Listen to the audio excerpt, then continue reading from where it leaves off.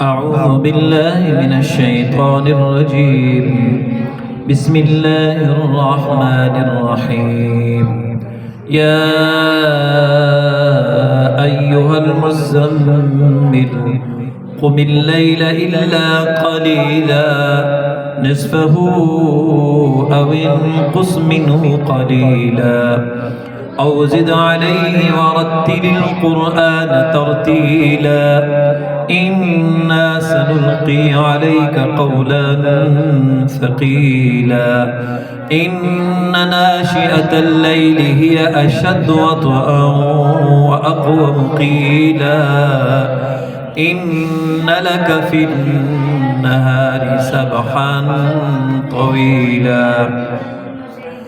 واذكر اسم ربك وتبتل إليه تبتيلا رب المشرق والمغرب لا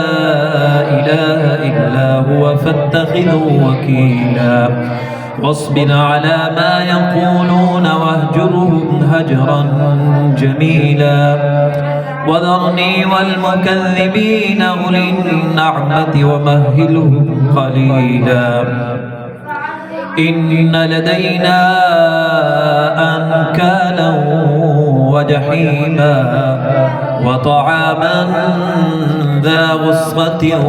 وعذابا أليما يوم ترجف الأرض والجبال وكانت الجبال كثيبا مهيلا إنا أرسلنا إليكم رسولا شاهدا عليكم كما أرسلنا إلى فرعون رسولا فعصى فرعون الرسول فأخذناه أخذا وبيلا فكيف تتقون إن كفرتم يوما يجعل الولدان شيبا السماء منفطر به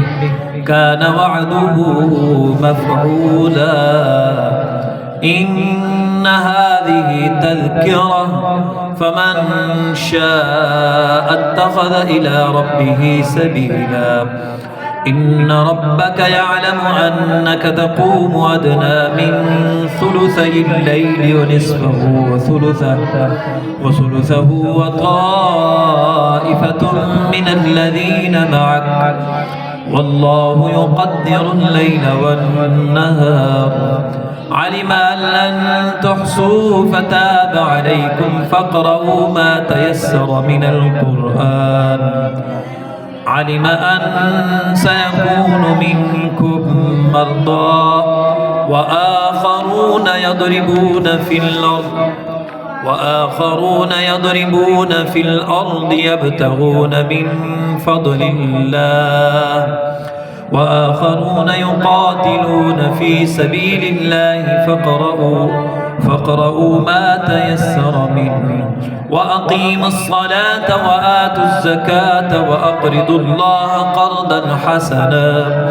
وما تقدموا لأنفسكم من خير تجدوه عند الله هو خيرا وأعظم أجرا واستغفروا الله إن الله غفور رحيم